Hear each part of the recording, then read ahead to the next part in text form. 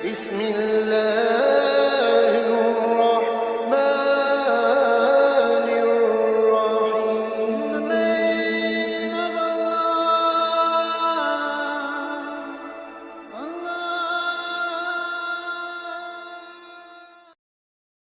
اما بعد اعوذ باللہ من الشیطان الرجیم بسم اللہ الرحمن الرحیم وَأَعِدُّوا لَهُمْ مَا اسْتَطَعْتُم مِّن قُوَّةٍ وَمِن رِّبَاطِ الْخَيْلِ تُرْهِبُونَ بِهِ عَدُوَّ اللَّهِ وَعَدُوَّكُمْ وَآخَرِينَ مِن دُونِهِمْ لَا تَعْلَمُونَهُمْ اللَّهُ يَعْلَمُهُمْ وَمَا تُنفِقُوا مِن شَيْءٍ يُوَفَّ إِلَيْكُمْ وَأَنتُمْ لَا تُظْلَمُونَ.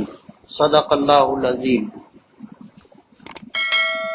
بزرگان محترم اور عزیز دوستو،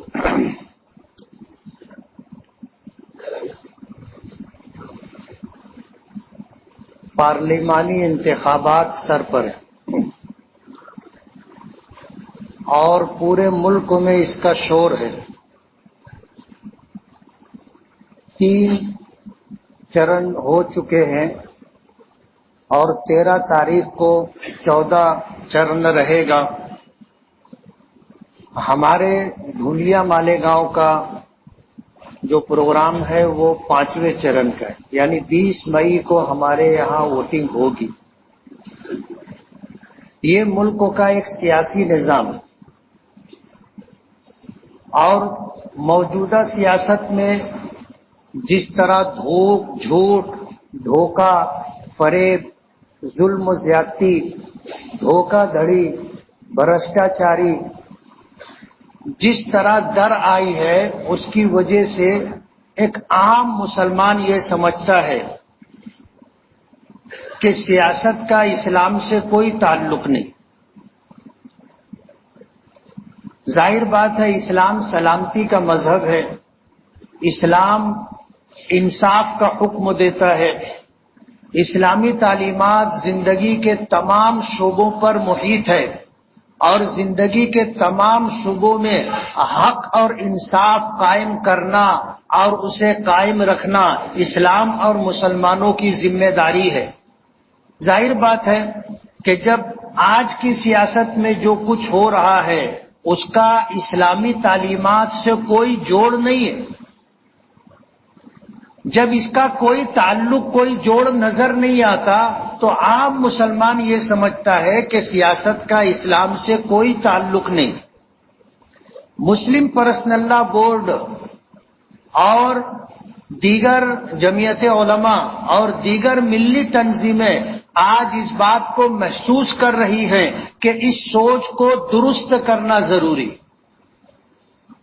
یہی وجہ ہے کہ مسلم پرسنل لا بورڈ ہو، جمعیت علماء ہو، دیگر اکابرین علماء کرام ہو، سبھی اس عنوان پر گفتگو کر رہے ہیں. الحمدللہ ہم نے تو 10-15 سال پہلے اس پر گفتگو کی تھی. آج لوگ اس طرف متوجہ ہوئے اس لیے کہ سیاست عربی زبان کا لفظ ہے.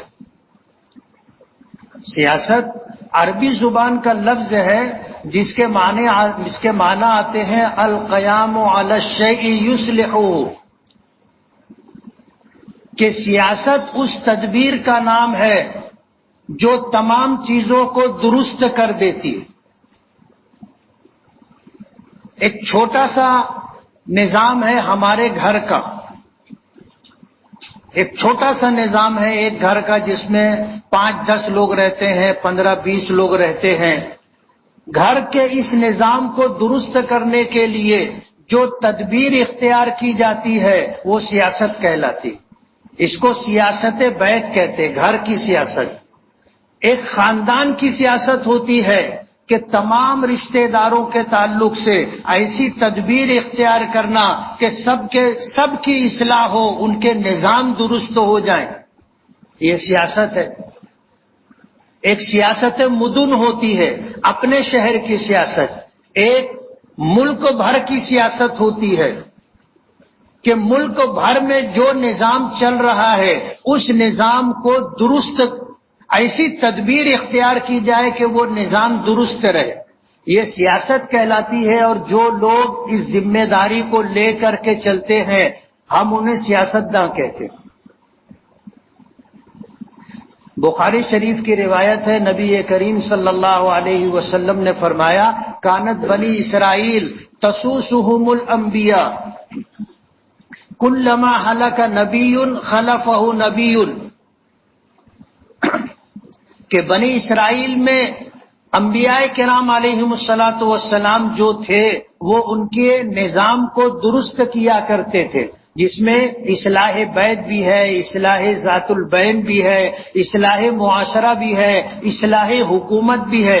تسوسهم الانبیاء، کہ انبیاء کرام علیہم الصلاۃ والسلام ان تدبیروں کو اختیار کرتے تھے جو ان کے نظام کو درست کر دے، اور جب کسی نبی کا انتقال ہوتا تھا تو اس کی جگہ دوسرا نبی لے لیا کرتا تھا، اللہ پاک اس کی جگہ کسی دوسرے نبی کو ذمہ دار بنا دیا کرتے تھے۔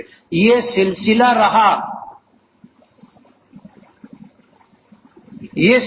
رہا انبیاء کرام علیہم الصلاۃ والسلام کا، اور خود نبی کریم صلی اللہ علیہ وسلم نے اس نظام کو اس طرح دنیا والوں کے سامنے پیش کیا کہ آج دنیا میں اس کی مثال نہیں ملتی۔ نبی کریم صلی اللہ علیہ وسلم مکہ مکرمہ میں تھے، دین کی دعوت و تبلیغ کیا کرتے تھے۔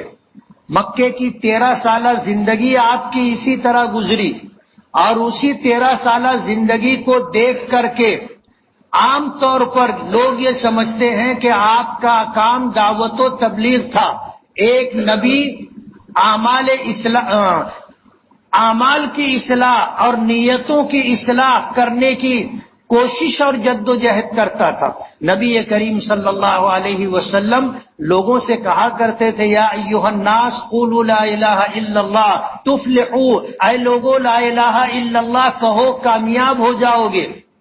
عام مسلمانوں کی سوچ یہیں تک ہے، لیکن جب نبی کریم صلی اللہ علیہ وسلم ہجرت کر کے مکے سے مدینہ منورہ تشریف لے گئے تو وہاں جانے کے بعد آپ نے اسلامی حکومت کی داغ بیل ڈالی، بنیاد ڈالی اسلامی حکومت کی، اور 10 سال آپ ذمہ دار کی حیثیت سے مدینہ منورہ اور اطراف کے نظام کو سنبھالتے رہے، چلاتے رہے۔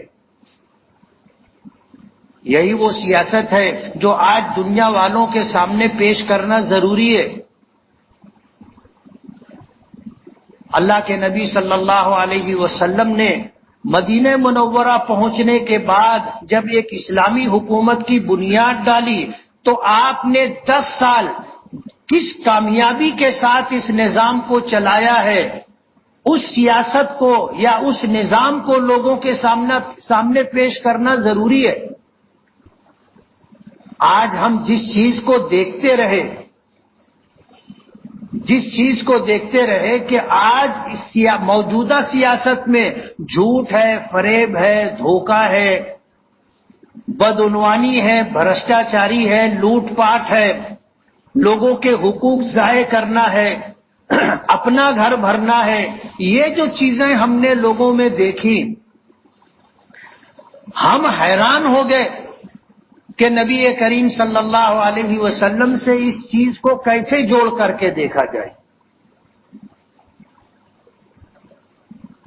یہ جو خرابیاں سیاست میں آ گئی ہے، بجائے اس کی اصلاح کرنے کے، بجائے اس کو درست کرنے کے، ہم لوگوں نے بالکلیہ اس سے پہلو تہی اور کنارہ کشی اختیار کر لی۔ یہی وجہ ہے کہ آج اہرے غیرے نتھو خیرے، جن کو کپڑا پہننے کا سلیقہ نہیں، جس کو کھانے کا سلیقہ نہیں، جس کو بات کرنے کا سلیقہ نہیں، آج وہ ہمارے حکمراں ہیں۔ ہمیں چھوٹے چھوٹے کاموں کے لیے ان کے پیچھے چلنا پڑتا ہے۔ جب کبھی ان سے جا کر کے بات کرو تو اندازہ ہوتا ہے کہ اس گدھے کو تو بات کرنے کا بھی سلیقہ نہیں، لیکن آج وہ ہمارے حکمراں ہیں۔ یہ وہ غلط فہمی تھی جس کی وجہ سے ہم لوگوں نے ایسی کنارہ کشی اختیار کی کہ ہم ملک کی موجودہ دور میں 100 سال پیچھے چلے گئے۔ پورے ملک میں 543 جو پارلیمانی لوک سبھا حلقے ہیں اس میں 57 حلقے ایسے ہیں کہ ان میں مسلمانوں کی اتنی بڑی تعداد ہے کہ اگر وہ متحد ہو کر کے ووٹ کرے تو ان کی مرضی کا آدمی چن کر کے جائے گا. ایک دو نہیں، 57 پارلیمنٹ کے حلقے، لوک سبھا کے حلقے ایسے ہیں جس میں مسلمانوں کی اتنی بڑی تعداد اور اکثریت ہے کہ وہ اپنی مرضی کا ایم پی چن کر کے دے سکتے. اگر مسلمان ہو تو مسلمان چن کر کے جا سکتا ہے. لیکن ہم نے کنارہ کشی اختیار کر لی، اور سامنے والے بھی یہی چاہتے تھے کہ ہم صرف ووٹ دیتے رہیں، ہم میں کوئی آدمی لیڈر نہ بنے، ہم میں کوئی حاکم نہ بن سکے، ہم میں کوئی ایم ایل اے، کوئی ایم پی، کوئی وزیر، کوئی منسٹر نہ بن سکے. سامنے والوں کی کوشش بھی یہی تھی. کہتے نا کچھ گڑ گیلا کچھ بنیا ڈھیلا.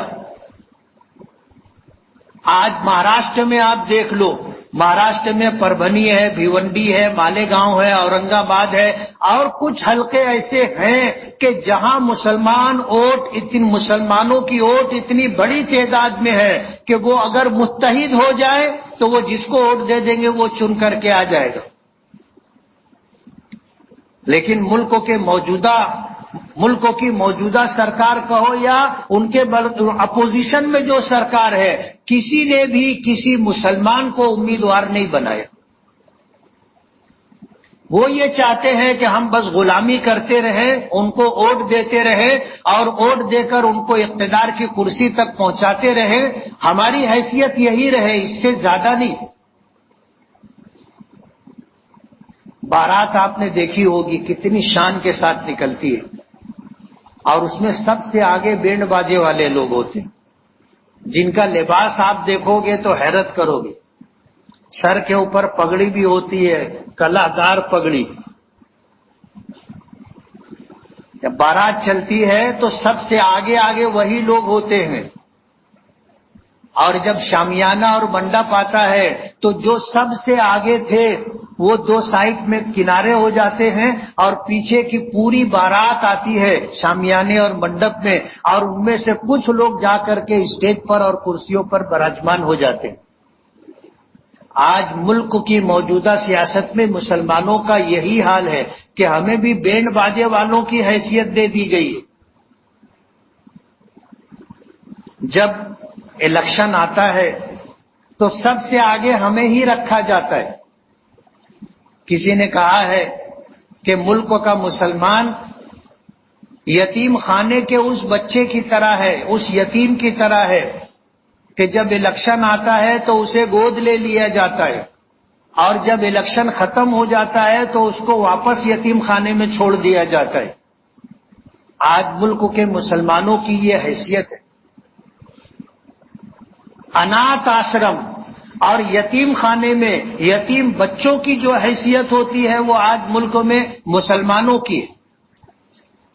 وجہ اس کی یہ ہے کہ ہم نے بالکل لیا کنارہ کشی اختیار کر لی تھی.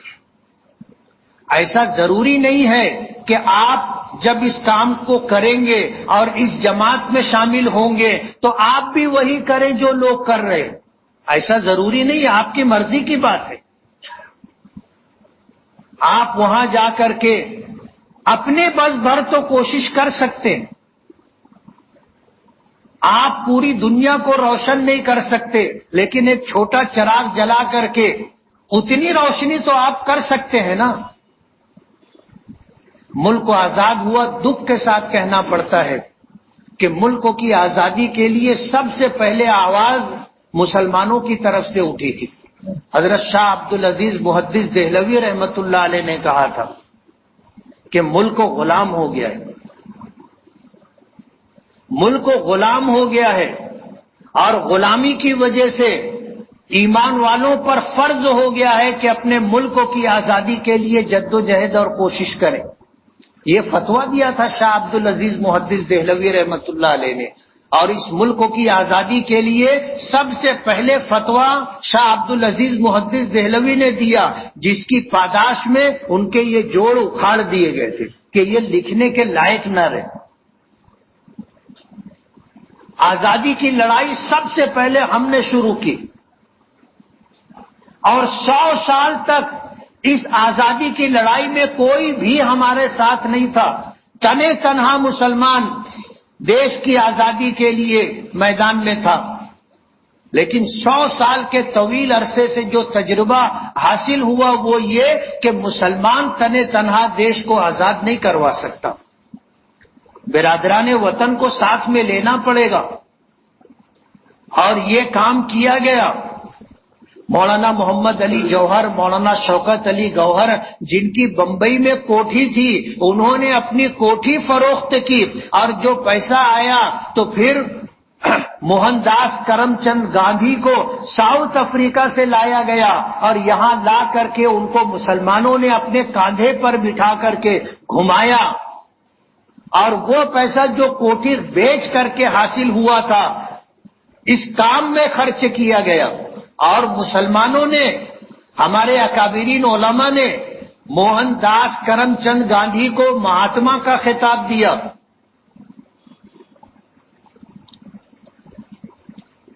برادران وطن کو ساتھ لے کر کے جدوجہد کی گئی. کانگریس پارٹی کا قیام عمل میں آیا. پھر علماء کو ایک تنظیم کی ضرورت تھی تو جمعیت علماء ہند کا قیام عمل میں آیا 1919 میں.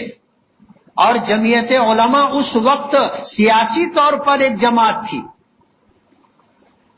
ایک سیاسی جماعت تھی. 1919 تک قائم رہی، 1919 میں قائم ہوئی اور ملک کی آزادی کے لیے جدوجہد اور کوشش کرتی رہی. اسی جماعت کے علماء کرام کی دین ہے کہ انہوں نے کانگریس پارٹی کا ساتھ دیا تھا یا کانگریس پارٹی کا ساتھ لیا تھا اور دیش کی آزادی کے لیے جدوجہد اور کوشش کی تھی. دنیا اس بات کو جانتی ہے، تاریخ میں یہ بات محفوظ ہے کہ کانگریس پارٹی ہو یا برادران وطن ہو، ملک میں آزادی ایسی نہیں چاہتے تھے جیسی آزادی آج ہے. وہ جزوی آزادی کے طلبگار تھے. جمعیت علماء نے اس بات کا مطالبہ کیا تھا کہ ہمیں ایسی آزادی چاہیے جس میں سارا اختیار ہمارے پاس ہو. مکمل آزادی کا مطالبہ جمعیت علماء کی ورکنگ کمیٹی کا فیصلہ تھا. اور جہاں جہاں جمعیت علماء کی کل ہند مجلس منتظمہ کا اجلاس ہوا، یہ تجویز رکھی گئی، اس کو منظوری دی گئی. جمعیت علماء کا مطالبہ تھا جو بعد میں ملک کا مطالبہ بنا اور اس کے بعد جب ملک آزاد ہوا تو مکمل آزادی ملی. ورنہ سیاسی پارٹیاں اس وقت تو جزوی آزادی مانگ رہی تھی. آج جو ملک میں برسر اقتدار پارٹی ہے یہ تو انگریزوں کی پٹھو تھی، انگریزوں کے لیے جاسوسی کیا کرتی تھی. آزادی کی لڑائی میں ان کی کہیں دور دور تک ان کی شرکت نہیں ہے. انہوں نے کبھی آزادی کا مطالبہ بھی نہیں کیا. اور جب ملک آزاد ہوا اور اس ملک کے لیے جب قانون بننا تھا تو جمعیت علماء کے اکابرین نے ہمیشہ کانگریس پارٹی کے ساتھ لڑتے رہتے ہوئے، آزادی کی لڑائی لڑتے ہوئے یہ مطالبہ کیا تھا کہ ہم آپ کے ساتھ ہیں، ملک آزاد ہوگا، ملک کا دستور سیکولر دستور ہوگا، غیر مذہبی دستور ہوگا. اور اس وعدے کو جمعیت علماء کے اکابرین نے کانگریس پارٹی کو مجبور کیا اور جو کمیٹی بنی تقریباً 250 افراد اس کمیٹی میں تھے، جس کمیٹی کے سربراہ اور صدر ڈاکٹر بابا صاحب امبیڈکر تھے. یہ دستور جو بنا جمعیت علماء کے اکابرین اس کمیٹی میں شامل تھے اور ملک کا دستور بنا اور وہی دستور چل رہا ہے.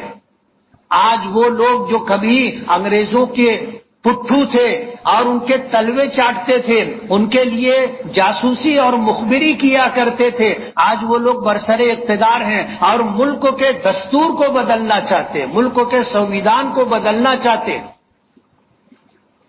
انہوں نے کہا کہ اب کی بار 400 پار چلے جائیں گے تو یہ دستور وہ بدل دیں گے بلکہ ختم کر دیں گے.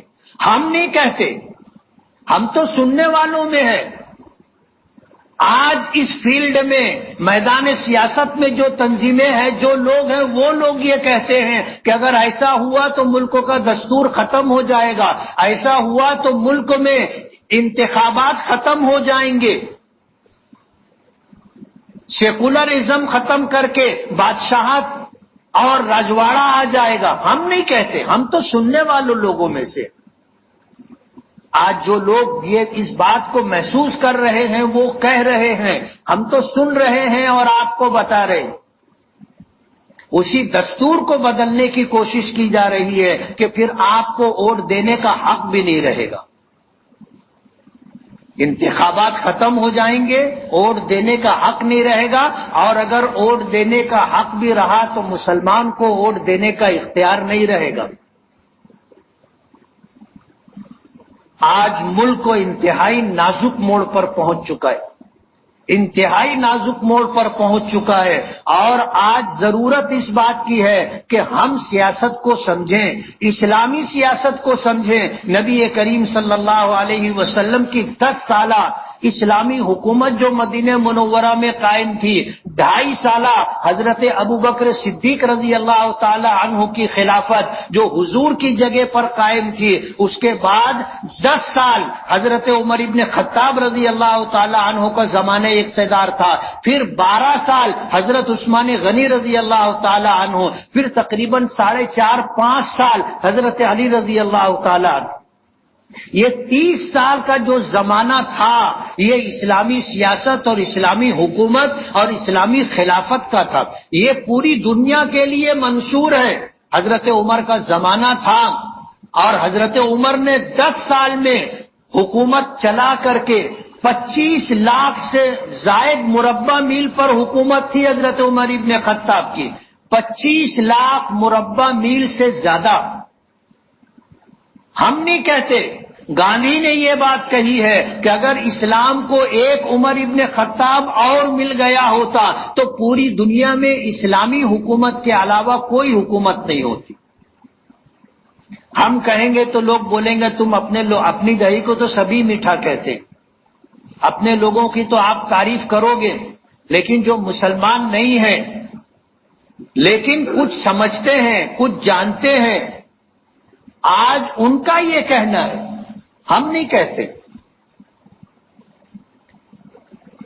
آج ملک میں آواز ہے، آپ نے بار بار سنی ہوگی، 80 اور 20 کی، کہ ایک طرف 80 ہے ایک طرف 20 ہے. یہ 20 کون ہے؟ ہم ہیں. اس جملے کا بیک گراؤنڈ اور پس منظر یہ ہے کہ ٹارگیٹ ہم ہیں. اس ملک کو ہم سے اور ہمارے مذہب سے پاک کرنے کی سازش اور کوشش کی جا رہی ہے کہ یہ 20% جو لوگ ہیں ان سے ان کا مذہب چھین لیا جائے اور اس ملک کو ان کے وجود سے پاک کر دیا جائے.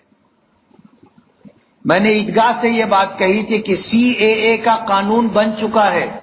اس ملک میں مسلمانوں کے علاوہ جو لوگ ہوں گے جن کے پاس ہندوستانی ہونے کی شہریت، ہندوستانی شہریت ہونے کے ثبوت نہیں ہوں گے، ان کو یہاں کی شہریت دی جائے گی CAA قانون کے تحت. اور اگر کوئی مسلمان ہوگا اور اس کے پاس کاغذات اور ثبوت نہیں ہوں گے تو اس کو ہندوستانی شہریت نہیں دی جائے گی اور اس کو ڈیٹینشن کیمپ میں ڈال دیا جائے گا. پھر وہ تمہارے باپ بھی ہو سکتے ہیں، ماں بھی ہو سکتی ہے، بیوی بھی ہو سکتی ہے، بھائی بھی ہو سکتا ہے، اور کوئی رشتہ دار بھی ہو سکتا ہے، جس کو کھلی ہوئی اوپن جیل میں ڈال دیا جائے گا. نہ تم ان سے مل سکو گے نہ وہ تم سے مل سکیں گے. اور یہ جو قید ہوگی زندگی بھر کی ہوگی، تا دم حیات انہیں قید میں رہنا پڑے گا. یہ قانون بن چکا ہے. اگلا قانون بننے والا ہے NRC کا، جس میں آپ سے آپ کے ہندوستانی ہونے کے ثبوت مانگے جائیں گے. اور یہ کوئی ہوائی بات نہیں ہے. CAA کا قانون پاس ہو چکا ہے اور اس کو نافذ کیا جا چکا ہے. اگلا قدم ہوگا NRC کا، جس میں آپ سے ہندوستانی ہونے کے ثبوت مانگے جائیں گے. گھر گھر آ کر کے گھر کے ہر فرد کے متعلق ہندوستانی ہونے کا ثبوت مانگا جائے گا. ضرورت اس بات کی ہے کہ اس وقت کے آنے سے پہلے آپ اپنے ہندوستانی ہونے کے ثبوت و شواہد اکٹھا کر لیں. خدا نہ کرے وہ دن آئے اور پھر آپ کے گھر میں خدا نہ کرے کوئی ایسا فرد ہو جس کے پاس کاغذات نہ ہو تو اسے گرفتار کر کے لے جایا جائے گا اور زندگی بھر کے لیے اسے جیل میں ڈال دیا جائے گا۔ آج انتہائی فیصلہ کن موڑ پر ہمیں پارلیمنٹ الیکشن میں ہم لوگوں کو ووٹ دینے کی کوئی دلچسپی نہیں ہوتی۔ آج ہمارے پاس یہی اختیار ہے اور اسی کے ذریعے سے ہم جس کو چاہیں اقتدار میں رہنے دیں اور جس کو چاہیں اقتدار سے ہٹا دیں، یہ اختیار ہمیں ووٹ کے ذریعے سے ملا ہے اور ہم ووٹ دینے بھی نہیں جاتے، ہم ووٹ دینے بھی نہیں جاتے۔ پارلیمنٹ الیکشن میں مسلمانوں کو اتنی زیادہ غفلت اور کوتاہی میں دیکھا گیا کہ انہیں کوئی پرواہ نہیں ہوتی، اور یہ آج کی بات نہیں ہے۔ 1952 میں جب ہندوستان میں پہلا الیکشن ہوا تھا اس وقت سے لے کر آج تک یہی سلسلہ ہے کہ ہم ووٹ دینے میں کوتاہی کرتے۔ ہونا یہ چاہیے کہ ہم 100% ووٹ کریں۔ کتنے ووٹنگ کریں؟ 100% ووٹنگ کریں۔ ہم اپنے گھر کی پوری ووٹ ڈالنے کی کوشش کریں، اور جہاں ہم کوشش کر کے یہ کام کروا سکتے ہیں ہم ان کو بھی 100% ووٹنگ کے لیے آمادہ و تیار کریں۔ اور اس سلسلے کی جو جدوجہد اور کوشش ہے اسے آج سے اختیار کرنا ضروری ہے۔ آج آپ جائیں اور اپنے گھر کے ہر اس فرد کے لیے جسے ووٹ دینے کا اختیار ہے سلپ لے کر کے آئیں، ووٹنگ سلپ لے کر کے آئیں اور یہ دیکھیں کہ اسے کہاں ووٹ دینے کے لیے جانا ہے۔ جس دن ووٹنگ ہو اس دن بھاگ دوڑ کرنا آپ کو لیے بہت مشکل ہوگا اور اس دن آپ کا کام نہیں ہو سکے گا۔ ہندوستانی ہونے کے ثبوت و شواہد میں ایک یہ بھی ہے کہ آپ نے ہندوستان میں رہتے ہوئے ووٹ دیا ہے، ووٹر لسٹ میں آپ کا نام ہے اور آپ نے ووٹ دیا ہے، یہ بھی ایک ثبوت ہے اور جس کو حاصل کرنا ہم سب کی ذمہ داری ہے۔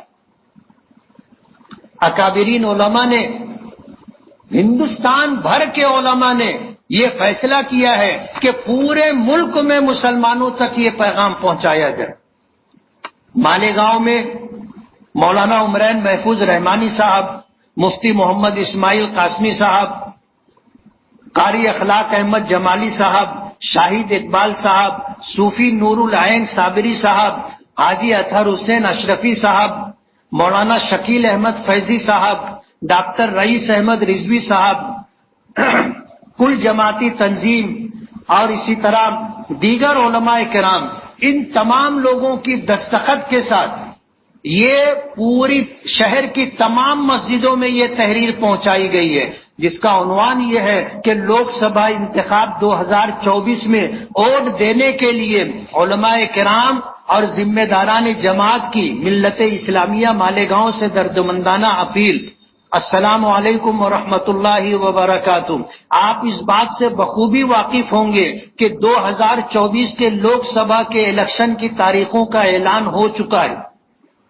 ہمارے علاقے میں 20 مئی بروز پیر 2024 کو الیکشن ہوگا۔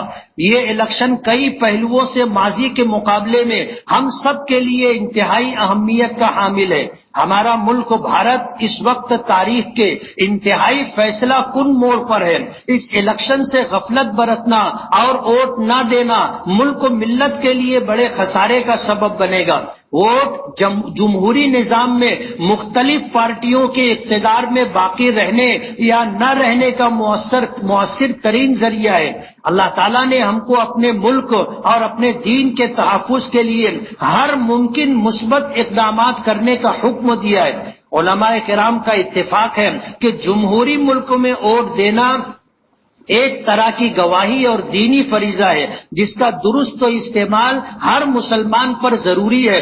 اسی پس منظر میں آپ سے علماء کرام نیز مختلف مکاتب فکر کے ذمہ داران یہ درخواست کر رہے ہیں کہ جس دن آپ کے حلقے میں الیکشن ہو خود اور اپنے اہل خانہ سمیت اول وقت میں ووٹ دیں، پہلی گزارش۔ دوسری گزارش، اپنے اطراف کے لوگوں میں بھی بیداری پیدا کرنے کی کوشش کریں۔ تیسری گزارش، اپنے ووٹوں کو تقسیم ہونے سے بچائیں اور غیر اہم اور غیر سنجیدہ لوگوں کو ووٹ بالکل نہ دیں۔ آج ایسے دسیوں لوگ کھڑے ہو گئے ہیں جن کی کوئی حیثیت نہیں ہے، جو وارڈ کا الیکشن بھی نہیں جیت سکتے، آج لوک سبھا میں امیدواری کر رہے ہیں۔ آپ سوچو تو صحیح وہ کیوں کھڑے ہوئے؟ ایک عنوان میں آپ کو دے رہا ہوں سب کی طرف سے کہ آپ سوچو تو صحیح وہ کیوں کھڑے ہوئے۔ ایسا تو نہیں ہے کہ ان کو کھڑا کیا گیا ہے جیسے ماضی میں لوگوں کو کھڑا کیا گیا تھا۔ جو اپنے وارڈ کا الیکشن نہیں جیت سکتے وہ پارلیمنٹ میں امیدواری کر رہے ہیں۔ آپ سوچیں، اور اگر ممکن ہو تو آپ ان سے پوچھیں کہ آپ کیوں امیدواری کر رہے ہیں۔ جن کے 100% ہارنے کا ہمیں یقین ہے، 100% ہارنے کا یقین ہے، وہ الیکشن لڑ رہے ہیں۔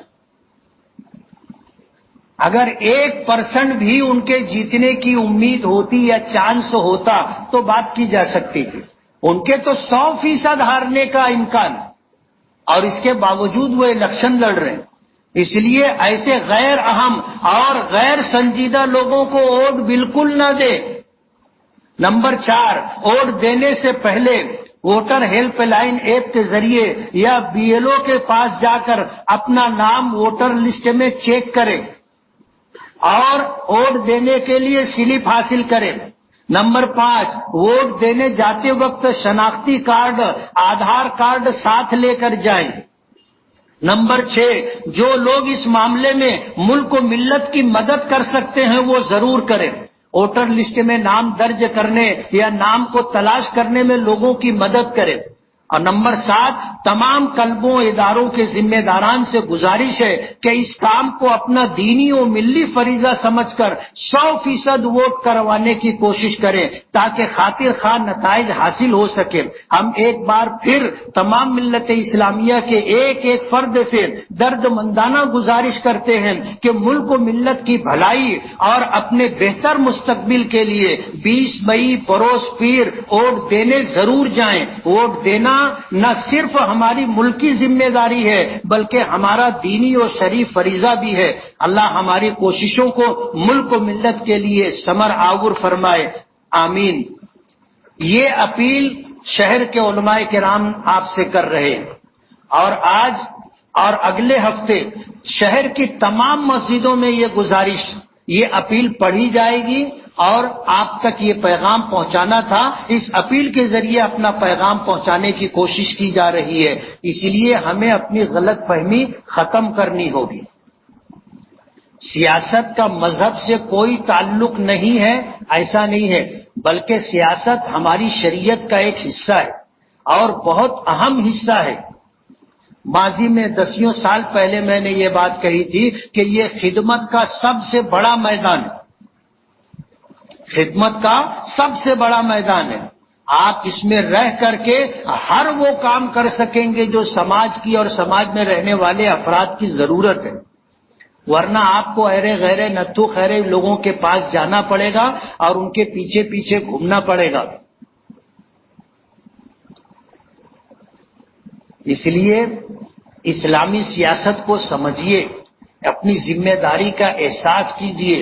آپ ایسا نہ سمجھیں کہ سیاست کا اسلام سے کیا تعلق ہے۔ اسلام نے دنیا والوں کو سیاست سکھائی ہے۔ انبیاء کرام علیہم الصلاۃ والسلام ہر زمانے میں یہ کام کرتے رہے۔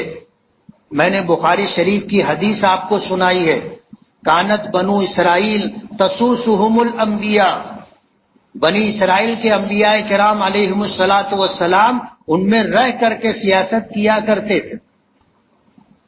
کلما ہلاک نبی خلفہ نبی، جب کبھی کوئی نبی انتقال کر جاتا تھا تو اس کی جگہ دوسرا نبی لے لیتا تھا اور وہ لوگوں کی اصلاح کیا کرتے تھے۔ یہ ہے سیاست، اور یہ ہے ہمارا کام، یہ ہے ہمارا کام، اس لیے کہ یہ کام نبیوں نے کیا ہے۔ یہ کام ہمارے آقا جناب رسول اللہ صلی اللہ علیہ وسلم نے کیا ہے. اسلامی حکومت کی داغ بین مدینہ منورہ میں ڈال کر 30 سالہ حکومت کا وہ نظام اور مثال پیش کیا ہے جس کی مثال آپ کو پوری دنیا